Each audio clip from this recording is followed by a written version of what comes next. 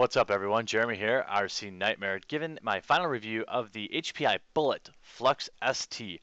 I definitely had really high hopes for this truck, and we're going to go through some of the specs up first. It comes out of the box with a 3mm aluminum chassis, which is somewhat standard of the next higher level of RCs, like a little bit nicer stuff usually come with the 3mm. Comes four-wheel drive, shaft driven. Comes with the HPI Flux Shot motor and ESC combination. The Flux Reload is waterproof, so that's definitely some huge improvements. Although, as you all know, if you've been following the channel, the motor and heatsink are just about the only thing that kind of let me down on this thing. The caster blocks, or the caster blocks, or whatever, the hubs, I'm sorry, are a little weak, but overall, not too bad. It comes with a 2.4 gigahertz standard kind of HPI RTR remote, but it does the job really good. It comes with a waterproof servo, and it's got like 8 oil-filled shocks. It's kind of got like the miniature shocks. I don't know if you could upgrade to like a Power Stroke, or if even like maybe the Traxxas big bores would work in here. I'm not totally sure, maybe with a little wrenching, but that's definitely an area of upgrade possibility. Um, Overall though, ball bearings all around, obviously adjustable caster and toe, and front and rear, sway bars and everything like that. So let's get on and just see how this thing scored. All right, so now that we've gone through some of the early specs and what to expect, let's get to my final scores on the HPI Bullet ST Flux. I will say, I was pleasantly surprised with this kit with really only one major drawback, and let's just get right into the scores. So as you know, I work with 7 main categories, and we give it a final score, grading it on basically would recommend, solid kit, needs improvement, or stay away. Needs improvement is like a category that says, hey, this is almost definitely going to be a project car if you're willing to put in the work, that it's still okay to get. So you just want to kind of stay away from anything in the stay away from category. So first category being durability. I think overall, the hubs on this are notoriously bad. I had issues with them as well. But overall, very solid kit. I think HPI has come a very long way. If they could just, boy, it's like when I compare HPI to Traxxas now, I'm starting to give HPI a little bit of the edge. If they had something as bulletproof as the Valenion, I mean, think about how long Traxxas has been riding that Valenion in their RTRs, man. If they had anything like that, their kits would be amazing. So overall durability on this, with one small issue going into it, I don't want to really mark it down too far. I'd say probably I want to give it a 4.5. I'm gonna go ahead and give it a 4.5.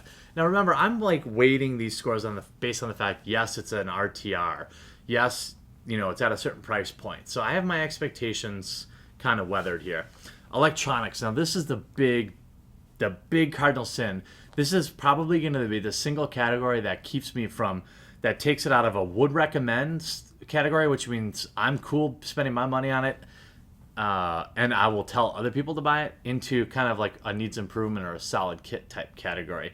I'm going to give it a 2, and I think that's being very generous. Even on 2S, heat was an immediate issue. I don't know how people could even run this on 3S, to be totally honest with you, while it is 3S compatible. This is a short can.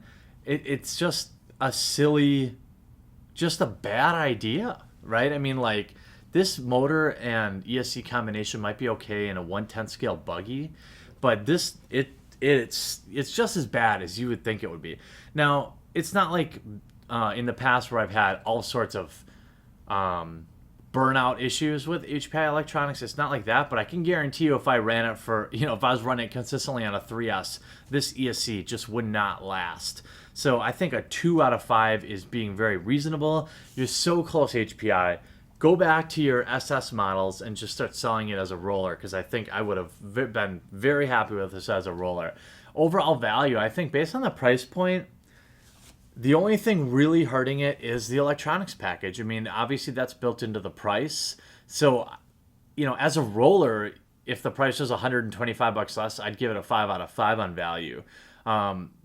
Getting this one, where if the electronics were passable, I wouldn't downgrade it. But in this case, it's like I know for a fact for longevity, you're going to be replacing this motor and ESC, which sucks. So it's like you're buying an RTR knowing full well you're another $150 to $200 in for a decent, like a Valenion 3500 would kick ass in this thing. There's even some off-brand stuff now that is really cool. It's like Rector. They sell it at Hobbytown.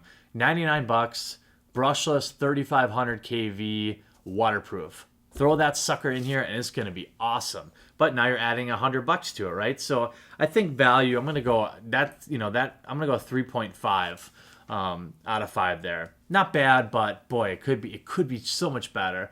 Fun factor, I think I want to be this is like an RC Nightmare first. I'm going to be lenient on HPI and I'm going to give it a 5. First 5 I've given out in a while. I think I'm trying to just in my mind imagine it with the better electronics. This truck would be awesome.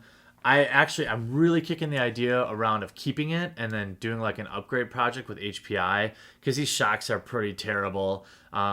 And getting a different power system in here. I'm either going to upgrade the shocks and power system and kind of do an upgrade series, or I'm just going to sell it because it's basically in perfect condition and use that money to pay off all these RCs I just bought behind me for the next level of review. So maybe you guys let me know what you want me to do there. Part support, I think is fine. You can go, if you have a good hobby store that stocks stuff, they'll probably have the HPI stuff in stock. Even if you don't, HPI is generally pretty good about getting your parts. I think giving it a 4.5 out of 5 is not unfair. I didn't have any issues. The aftermarket stuff's okay. Uniqueness, I'm going to give it a 5. I think it's an awesome kit. I mean, with all the orange anodized stuff, the aluminum chassis right out of the box, it just looks badass. HPI just knows how to make their stuff look cool. Is there things that,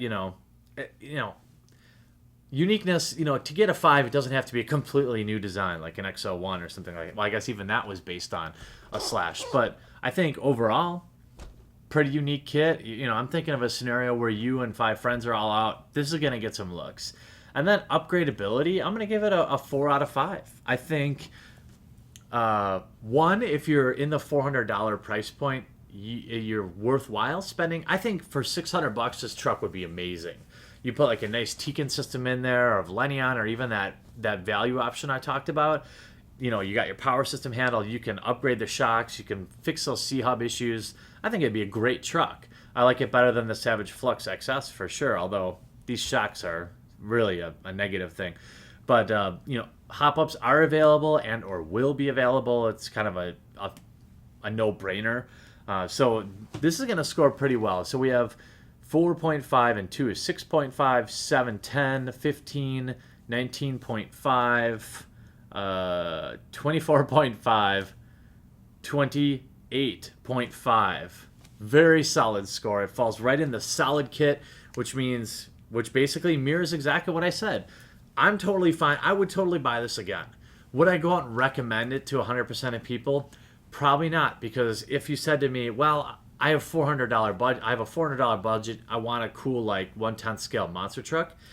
Unfortunately, I'm still gonna probably recommend the Stampede VXL because I know when you buy this, you're gonna be at least another 100 to fix this power system. But outside of that, very solid kit. So my new scoring system works. It fell right in where going into it. If you asked me on the street what I thought of it, that's right where I would have put it.